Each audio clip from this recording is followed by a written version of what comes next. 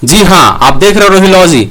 और जैसा कि मैं हर हफ्ते आपके लिए एग्रीकल्चर से रिलेटेड करंट अफेयर्स लेकर आता हूँ, चाहे आप किसी भी एग्जाम की तैयारी कर रहे हो, ये करंट अफेयर्स आपके काम जरूर आएंगे, वो भी एमसीक्यू एंड स्टेटमेंट बेस्ड। तो अगर आपने चैनल को अभी तक सब्सक्राइब नहीं किया है और आप चैनल पे नए हैं तो चैनल को सब्सक्राइब करना ना भूलें, जरूर से सब्सक्राइब करें for your updates. This is brief introduction about me. आप मुझे इंस्टाग्राम पे फॉलो कर सकते हैं, मेरा आईडी है रोहित कुमार बीयू के नाम से। अगर आपको मेरी किसी भी वीडियो की पीडीएफ चाहिए तो आप रोहिलॉगी को ज्वाइन कर सकते हैं टेलीग्राम पे, और अपने अपडेट के लिए आप मुझे फेसबुक पे भी फॉलो कर सकते हैं। चलिए बात करते हैं answer of the previous week की। देखिए पिछले सप्ताह मैंने क्वेश्चन पूछा था कि जो मेज कॉर्न्स होते हैं, ये जो मेज कॉर्न्स होते हैं उसमें कॉर्न्स की जो लाइनिंग होती है वो कितनी होती है, मतलब इवन होती है या ऑड होती है। तो इसका सबसे पहले सबसे सही आंसर दिया था अर्जुन अग्रवाल ने, बहुत शानदार आंसर रहा, इवन लाइन। उसके तुरंत बाद दिया था सुप्रिया कुमारी ने, बहुत शानदार आंसर रहा। मतलब लोग रिप्लाई करते हैं और सही सही रिप्लाई करते हैं और इंस्टेंटली रिप्लाई करते हैं, तो बहुत ही मुझे अच्छा लगता है और लगता है कि मेरा जो मेहनत है वो कहीं ना कहीं सफल हो रहा है, लोग इस वीडियो को देख रहे हैं। और किसी एक व्यूवर ने कमेंट भी किया था, very helpful video, thanks sir. तो मैं इस तरह की वीडियो आपके लिए हमेशा लेकर आता हूं और आपका अप्रिसिएशन ही मेरा मोटिवेशन है। उसके बाद गौरव आरव ने भी सही आंसर किया था, पिछले सप्ताह भी इन्होंने सबसे पहले सही आंसर किया था, जिसका सही आंसर इवन लाइन ही है। तो ये था शानदार आंसर और मैं आशा करता हूं इस सप्ताह भी आप लोग इंटरेस्टिंगली सही आंसर करेंगे। तो चलिए बात करते हैं, इसके थोड़े से फैक्ट्स की बात कर लें कि इंटरेस्टिंग फैक्ट्स क्या हैं। कि maize will always have an even number of rows on each cob. देखिए जो जितने इसके कॉब होते हैं, ये मतलब पूरा जो कंप्लीट कॉब होता है उसमें इवन नंबर ऑफ रोज होते हैं। अब इवन नंबर ऑफ रोज क्यों होते हैं, इसके पीछे क्या रीजन है उसको जानते हैं। Row number is always even because corn spikelets are born in pair. इसके जो स्पाइक्स आते हैं वो हमेशा पेयर में होता है, उसमें से एक फर्टाइल होता है, दूसरा स्टेराइल होता है। तो ये इंपॉर्टेंट पॉइंट है, आपको किसी भी एग्जाम में पूछ सकता है अगर डीप थोड़ा सा जाएगा तो। एक फर्टाइल होता है, एक स्टेराइल होता है, तो इस वजह से ये हमेशा इवन लाइन होता है। चलिए अब बात करते हैं इस सप्ताह के सबसे इंपॉर्टेंट क्वेश्चन की, जो है वर्ल्ड फूड सेफ्टी डे से। तो आपको बताना यह है कि वर्ल्ड फूड सेफ्टी डे कब मनाया जाता है। तो वर्ल्ड फूड सेफ्टी डे हर साल 7 जून को मनाया जाता है, और इस बार का जो वर्ल्ड फूड सेफ्टी डे था और उसका जो थीम था वो था फूड सेफ्टी एवरीवन्स बिजनेस। तो ये हर साल 7 जून को मनाते हैं और इस बार जो था वो सेकेंड था। देखिए सेकेंड मैंने लिखा है, तो सेकेंड क्यों था ये भी जाने, इसके पीछे कॉन्सेप्ट क्या है। कॉन्सेप्ट ये है कि 2019 में ही इसको स्टार्ट किया गया है, व्यू में क्या रखा गया है और इसका ऑब्जेक्टिव क्या है वो भी देखेंगे। इसका बैकग्राउंड क्या है कि world food safety day was first celebrated in 2019 और हर बार 7 जून को मनाया जाता है to strengthen commitment to scale up food safety made by the Addis Ababa, ये इथोपिया की कैपिटल है Addis Ababa, conference with Geneva, Switzerland Geneva forum in 2019 under the umbrella of the future of food safety. Food safety की क्या future है इसको देखते हुए ये दोनों मिलकर इसको स्टार्ट किए थे 2019 में, एडिस अबाबा और जेनेवा फोरम मिलकर। ऑब्जेक्टिव क्या है इसका ये जाने। देखिए through world food safety day message क्या लोगों के बीच छोड़ना चाह रही है कि फूड सेफ्टी जो है वो पब्लिक एजेंडा में इसको फैले, मतलब ये मेन स्ट्रीम में फैले। उसके बाद जो बर्डन है फूड बॉर्न डिजीज का ग्लोबली वो थोड़ा सा रिड्यूस हो, क्योंकि आपको पता है कि फूड से रिलेटेड बहुत सारे disease, food borne disease globally फैलते हैं। तो उसको थोड़ा सा रिड्यूस करने के लिए world food safety day celebrate करने का या उसको ऑब्जर्व करने का एक कॉन्सेप्ट रखा गया है। एडिस अबाबा और जेनेवा फोरम ने मिलकर इसको स्टार्ट किया है और इसका ऑब्जेक्टिव यही है। तो ये हर साल कब मनाया जाता है, 7 जून को, ये कहना है यूनाइटेड नेशंस का। उसके वेबसाइट पे अगर आप जाइएगा तो इससे रिलेटेड ये कंटेंट आपको मिलेगा। अब चलिए आगे बात करते हैं वर्ल्ड एनवायरनमेंट डे की, कि ये कब सेलिब्रेट किया जाता है, ऑब्जर्व कब किया जाता है। देखिए इस बार के कंसर्न में अगर देखें तो इस बार का जो इन्वायरमेंट है हमारा वो बहुत ही ज़्यादा ड्रास्टिक सिचुएशन ले आया है और ह्यूमन हैबिटेट के लिए तो बहुत ज़्यादा प्रॉब्लम क्रिएट हो रहा है। तो ये कब मनाया जाता है, ये सबको पता है, 5 जून को मनाया जाता है। बट इससे रिलेटेड थोड़ा सा कॉन्सेप्ट देखेंगे हम लोग कि इसके पीछे क्या रहस्य है और इसको मनाने के पीछे क्या रीजन है। टाइम फॉर नेचर कह के यूनाइटेड नेशन ने इसको सेलिब्रेट करने के लिए इस बार थोड़ा सा प्रमोट किया है। वो कह क्या रहे हैं कि देखिए, जो भी चीज हम लोग खाते हैं, जो सांस हम लोग लेते हैं हवा से, जो पानी हम लोग पीते हैं, और जो क्लाइमेट जिसमें हम लोग रहते हैं, और ये हैबिटेबल प्लानेट जिसपे हम लोग रहते हैं, ये सारा कहां से आता है, ये सारा आता है नेचर से। ठीक है। फॉर इंस्टेंस, मतलब थोड़ा देर के लिए अगर आप सोचें तो देखिए कितनी बड़ी बात है कि हर साल marine plants more than half,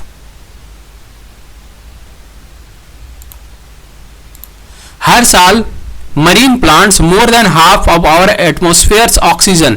हम लोग को ऐसा लगता है ना कि बहुत सारा पेड़ लगा रहे हैं तो पेड़ से हम लोग को बहुत ज्यादा ऑक्सीजन मिलता है, बट ये कॉन्सेप्ट गलत है। पेड़ से बहुत ज्यादा मुझे ऑक्सीजन नहीं मिलता, कार्बन डाइऑक्साइड को वो कंज्यूम जरूर करती है। इसीलिए मेजर पर्पस होता है प्लांट्स लगाने के पीछे कि वो कार्बन डाइऑक्साइड को कंज्यूम करे। तो एटमॉस्फेयर का जितना रिक्वायरमेंट है, एटमॉस्फेयर में जितना ऑक्सीजन है, उसका ऑलमोस्ट 50% से भी ज्यादा अकेला मरीन प्लांट्स प्रोड्यूस करते हैं। ये आपको जानना ज्यादा जरूरी है, इवन आप जान भी रहे हो, मगर इसको थोड़ा सा नोट डाउन करके रखें। मरीन प्लांट्स का बहुत ज्यादा रोल है एटमॉस्फेयर के ऑक्सीजन को बढ़ाने में, और एक मैच्योर ट्री जो होता है वो हमारे एयर को कितना क्लीन करता है, 22 किलो ऑफ कार्बन डाइऑक्साइड वो कंज्यूम करता है।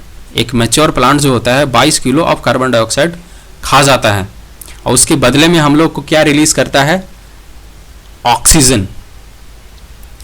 तो इन सब मुद्दों पे या इन सब बेनिफिट्स के कारण ही हम लोग को जरूरत पड़ जाता है वर्ल्ड इन्वायरमेंट डे मनाने की। मतलब this is why we need to work on that, that is why we need this observance.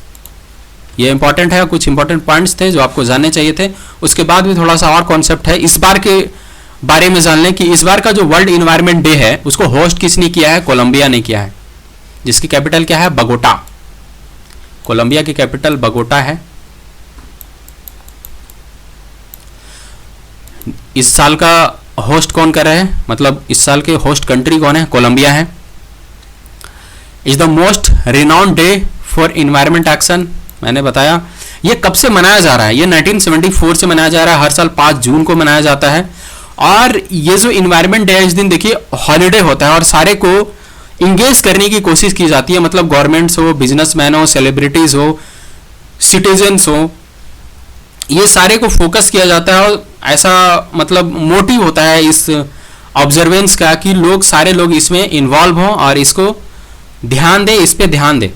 तो इस बार का थीम क्या था, बायोडाइवर्सिटी। बायोडाइवर्सिटी इस बार का थीम क्यों रहा, ये भी थोड़ा सा जानते हैं। कंसर्न में क्या है कि अर्जेंट और एग्जिस्टेंशियल, मतलब बहुत ज़्यादा ज़रूरी है।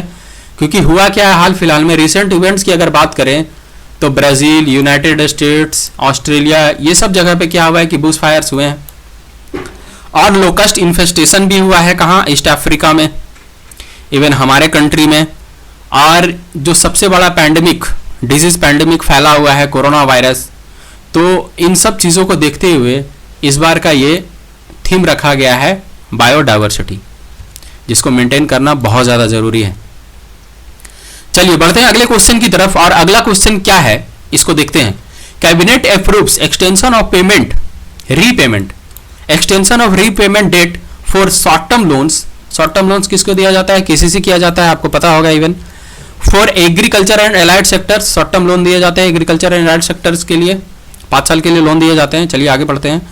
Bye banks which have become due और shall become due between 1 March 2020 and 31 August 2020। तो देखिए सिंपली बात कहना क्या चाह रही है, ये क्वेश्चन कह रहा है कि इसमें जो फार्मर्स को जो लोन लिए हुए हैं, शॉर्ट टर्म लोन लिए हुए हैं, उसकी जो रिपेमेंट की डेट है वो बढ़ा दी गई है, 31 अगस्त तक कर दी गई है 31 मार्च के अलावा, मतलब इससे बढ़ाकर 31 अगस्त कर दी गई है।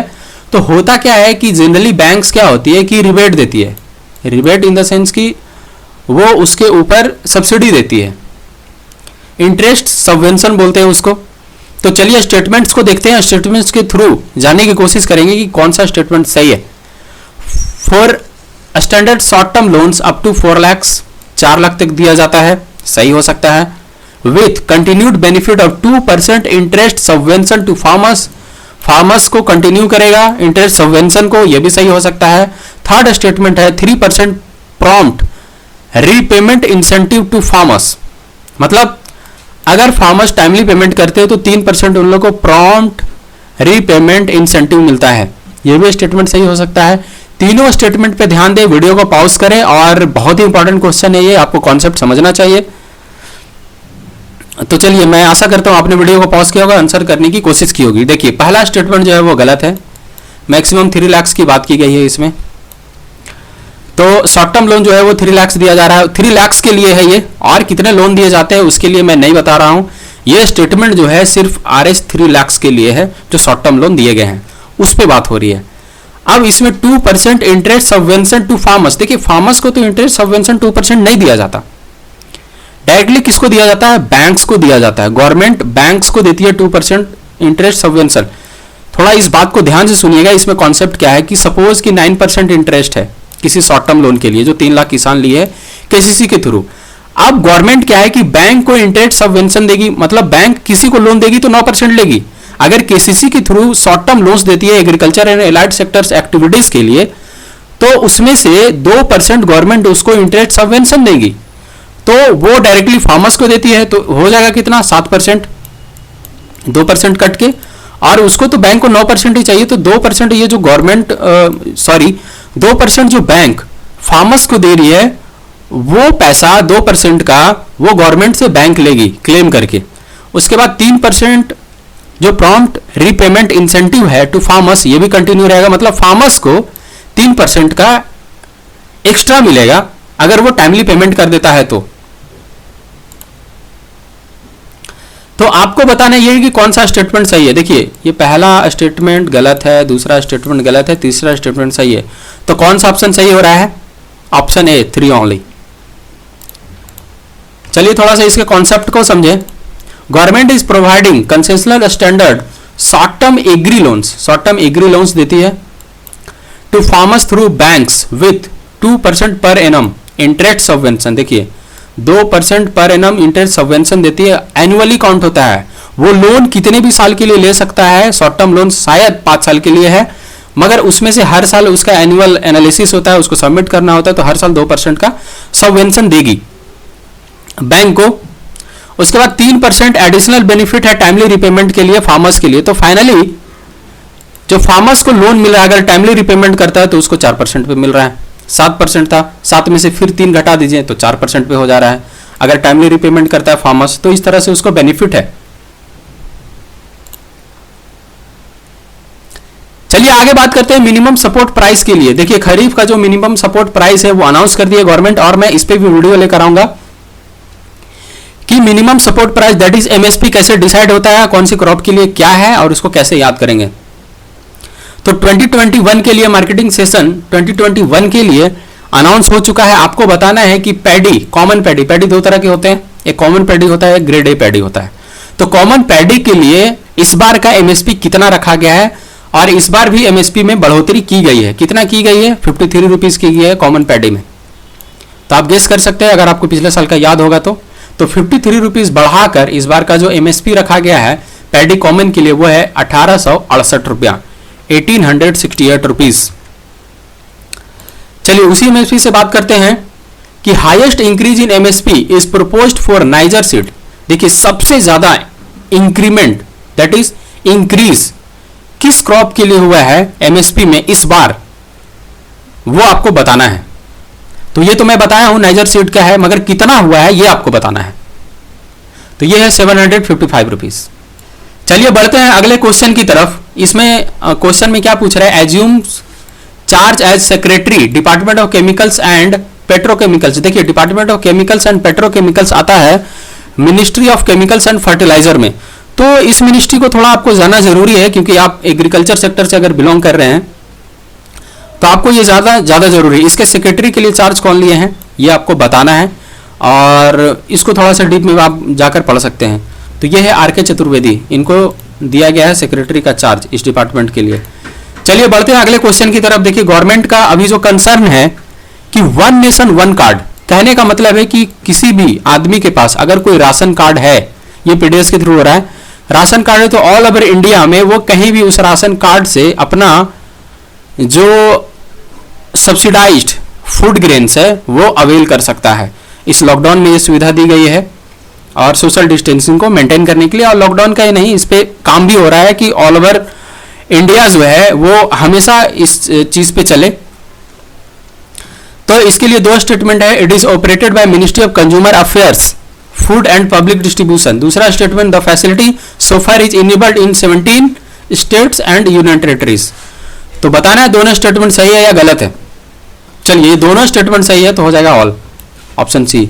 17 स्टेट्स में अभी तक हो रहा है और कुछ दिन पहले, 2-3 दिन पहले 3 स्टेट्स और जोड़े गए हैं, तो ये इसी के अंदर आता है, ministry of consumer food affairs and public distribution. चलिए अब आगे बात करते हैं किसान क्रेडिट कार्ड्स कैंपेन की। देखिए रिसेंटली आत्मनिर्भर भारत पैकेज फॉर फार्मर्स, उसके तहत इस स्कीम को या इस कैंपेन को लॉन्च किया गया है। तो इसमें क्या होगा कि किसान क्रेडिट कार्ड कैंपेन लगाया जाएगा डेयरी फार्मर्स के लिए, डेयरी को प्रमोट करने के लिए। तो आपको पता है इस लॉकडाउन में बहुत सारे मिल्क बर्बाद हो गया और प्रोडक्शन भी बहुत ज़्यादा हो रहा था, तो लोग कंज्यूमर क्योंकि घट गए थे, तो उसी को मद्देनजर रखते हुए डेयरी प्रोडक्शन को बहुत ज़्यादा बढ़ाने के लिए ये काम किया जा रहा है। तो आपको बताना ये है कि कितने करोड़, क्योंकि सारे डाटा जो है वो करोड़ में है, कितने करोड़ फार्मर्स के लिए ये कैंपेन लॉन्च किया गया है। 3 ऑप्शन है, सॉरी 4 ऑप्शन है, चारों ऑप्शन में से आप एक सोचिए। चलिए इसका सही आंसर होगा option B, that is 1.5 crore. 1.5 crore किसानों के लिए ये कैंपेन लॉन्च किया गया है। उसके बाद आगे बात करते हैं हॉर्टिकल्चरल क्रॉप्स के लिए। देखिए second advance estimates of 2019-20 horticultural crops आ चुका है, तो उसके लिए 3 स्टेटमेंट्स दिए हैं। तीनों स्टेटमेंट्स को मैं ध्यान से पढ़ूंगा और आप भी ध्यान से सुनेंगे और बताएंगे कि कौन सा स्टेटमेंट सही है। Total horticulture production in 2019-20 second advance estimate is estimated to be 3.13% higher than 18-19। पिछले बार से 3.13% ज़्यादा है, ऐसा एज्यूम किया गया है, मतलब एडवांस एस्टिमेट लगाया गया है। दूसरा स्टेटमेंट है the fruits production is estimated to be 99.07 million tons compare to 97.97, मतलब पिछले साल से इस बार ज़्यादा है। उसके बाद total horticultural production million ton से इस बार कितना होगा, 320.48 मिलियन टन्स। तो आपको बताना ये है कि क्या ये तीनों स्टेटमेंट सही है। ये तीनों स्टेटमेंट सही है, मैं इसको कंफ्यूज नहीं करना चाह रहा, तो ये तीनों स्टेटमेंट सही है, आप इसका स्क्रीनशॉट ले रख सकते हैं। चलिए आगे बात करते हैं। रिसेंटली आईसीआर का जो एक इंस्टीट्यूशन है, सेंट्रल मरीन फिशरीज इंस्टीट्यूट, ये कहाँ है आपको ये भी बताना है। किसी एक क्विज या पिछले किसी वीडियो में मैंने इस क्वेश्चन को पूछा भी था, तो ये है केरला में। Scientist have found alive rare fish that statements. देखिए फिश दैट के बाद ये सेंटेंस कंटिन्यू होगा, तो आपको कंफ्यूज नहीं होना है। और इसके लिए स्टेटमेंट्स क्या है, देखिए रेयर फिश को खोजा है सेंट्रल मरीन फिशरीज इंस्टीट्यूट ने, तो उसके लिए स्टेटमेंट्स को पढ़ते हैं। पहला स्टेटमेंट है इट चेंजेस कलर, ये कलर भी चेंज करती है। उसके बाद carries neurotoxin venom in its feather, ये भी स्टेटमेंट सही हो सकता है। For the first time in Indian waters, मतलब इंडियन वाटर्स देखिए वाटर का वाटर्स होता नहीं है, मगर वाटर्स कहाँ लेते हैं हम लोग, ओशन वगैरह के लिए लेते हैं, सी वगैरह के लिए लेते हैं।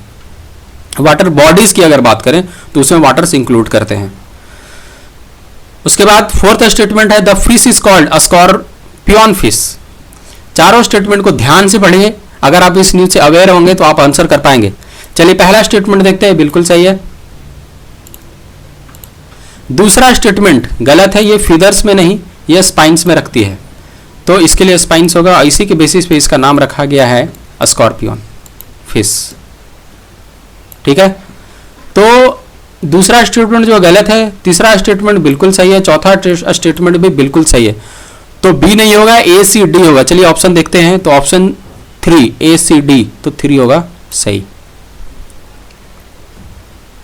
तो चलिए इसका थोड़ा सा इसके बारे में जान लें। इसका साइंटिफिक नेम देखिए ये है, आप अपने से प्रोनाउंसिएट कर लें, नेग्लेक्टा। उसके बाद ये कहाँ पे मिला है, गल्फ ऑफ मन्नार में मिला है, अंडर वाटर। एक्सप्लोरेटरी सर्वे हो रही थी, उसी के दौरान इन लोग को मिला है। इसको क्या कहा गया है, स्कॉर्पियन फिश कहा गया है। और क्यों कहा गया है ये देखिए, इसके स्पाइन्स में होते हैं न्यूरोटॉक्सिक वेनम, जो न्यूरोटॉक्सिक वेनम स्नेक्स वगैरह भी कंटेन करते हैं। ये नॉक्चर्नल फीडर है, रात में खाता है, फीडिंग हैबिट इसका जो है नॉक्चर्नल है। और लाइटिंग स्पीड के काम पे ये काम होता है, मतलब प्रे को जब ये पकड़ता है तो इसकी देखिए जो सेंसरी ऑर्गन्स हैं, सेंसरी सिस्टम जो है इसका बहुत हाई है, हाईली पावरफुल है। अगर इससे 10 सेंटीमीटर दूर भी कोई डार्क इन्वायरमेंट में अगर कोई क्रैब्स सांस भी ले रहा है ना, तो उसके रेस्पिरेटरी वेंटिलेशन को ये सुन सकता है, डिटेक्ट कर सकता है और उसको पकड़ सकता है। ये इतना पावरफुल है। तो ये आपको जानना बहुत जरूरी है अगर आप किसी भी एग्जाम की तैयारी कर रहे हैं, तो इवन यूपीएससी पर्पज से भी ये इंपॉर्टेंट है। चलिए अगले क्वेश्चन की तरफ बढ़ते हैं। तो हाल ही में हमारे प्रेसिडेंट ने एक ऑर्डिनेंस पास किया है, इवन साथ में 2 ऑर्डिनेंस है पास किया है। दोनों ऑर्डिनेंस को देखेंगे, स्टेटमेंट नहीं है, ऑप्शन बेस्ड है, तो वो दोनों सही है या गलत है, कौन से हैं वो भी देखें। तो ऑर्डिनेंस पास किया है बूस्टअप करने के लिए, क्या, एग्रीकल्चर सेक्टर को लिए, एग्रीकल्चर सेक्टर को। पहला क्या है option, the farmers produce trade and commerce promotion and facilitation ordinance 2020। और दूसरा स्टेटमेंट मतलब दूसरा option, the farmers empowerment and protection agreement on price assurance and farm service ordinance 2020। तो ये देखिए दोनों ऑर्डिनेंस पास हुआ है, इसलिए इसका आंसर हो जाएगा बोथ ए एंड बी। ये इंपॉर्टेंट था जो आपको जानना चाहिए था। थोड़ा सा इसको हिंदी में समझ लें, ये बहुत अच्छा पैम्पलेट तैयार किया गया है गवर्नमेंट के थ्रू। किसानों को क्या इससे बेनिफिट होने वाला है इस ऑर्डिनेंस से, ये देखें। किसानों को कृषि उत्पाद के विक्रय की स्वतंत्रता मिलेगी, जो अपना सेल करना है उनको उसमें इंडिपेंडेंस मिलेगा, अपना कहीं भी सेल कर सकते हैं। व्यापारी भी लाइसेंस राज से मुक्त होंगे, लाइसेंस राज से कोई लेना देना नहीं है, उसे भी मुक्त होंगे। किसानों की विपणन लागत में कमी होगी, विपणन लागत मतलब मार्केटिंग का जो कॉस्ट है उसमें भी कमी होगी। उसके बाद सप्लाई चेन मजबूत होगा, कृषि क्षेत्र में निवेश बढ़ेगी, मतलब बहुत सारे फैक्टर्स हैं, इसको आप ध्यान से पढ़ सकते हैं। चलिए अब आगे बात करते हैं नगर वन स्कीम की। Union environment minister launch urban forest programme that is Nagar Van scheme. देखिए इस पे मैंने एक वीडियो भी बनाया है और ये लॉन्च कब हुआ है, 5 जून को, on the occasion of world environment day. आपको यहाँ पे कॉर्नर पे लिंक मिल जाएगा इस वीडियो का। नगर वन स्कीम पूरे डिटेल से डिस्कस किया है मैंने, पूरे डेप्थ में डिस्कस किया है, तो आप वीडियो को देखें और इस कॉन्सेप्ट को अच्छे से समझ पाएंगे। तो उन्होंने इसको लॉन्च किया है और उसमें क्या कहा गया है कि अक्रॉस द कंट्री, मतलब कितने ऐसे जगह हैं जिसको डेवलप किया जाएगा across the country next 5 years.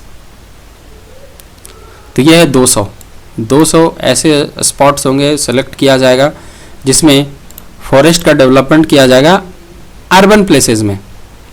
इसके पीछे का कॉन्सेप्ट समझते हैं।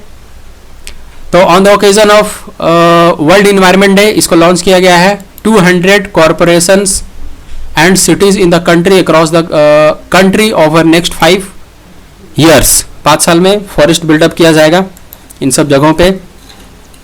इसमें जो फंडिंग होगी, इसमें जो पैसे मिलेंगे वो किसके तहत मिलेंगे, कंपनसेटरी एफॉरेस्टेशन फंड एक्ट 2016 के तहत इसमें पैसा दिया जाएगा। उसी में जो भी फंडिंग है उसके तहत इसमें पैसा दिया जाएगा।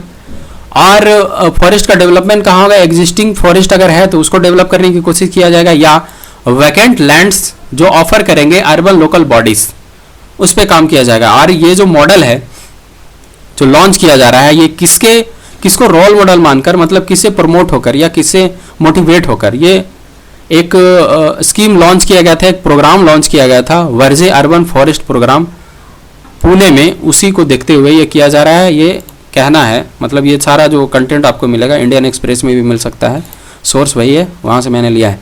चलिए अब पहुँचते हैं अगले क्वेश्चन की तरफ। तो वीरेंद्र नाथ दत्त एडिशनल चार्ज लिए CMD के। अब देखिए एडिशनल चार्ज लिए हैं सीएमडी के, तो कौन लिए हैं ये मैंने बताया, वीरेंद्रनाथ दत्त। तो किस कंपनी के लिए हैं? HIL, NSC, FCI, NFL, ये चारों एग्रीकल्चर सेक्टर के कंपनी हैं। तो आपको ये बताना है कि किसके चार्ज इन्होंने लिए हैं, एडिशनल चार्ज सीएमडी के।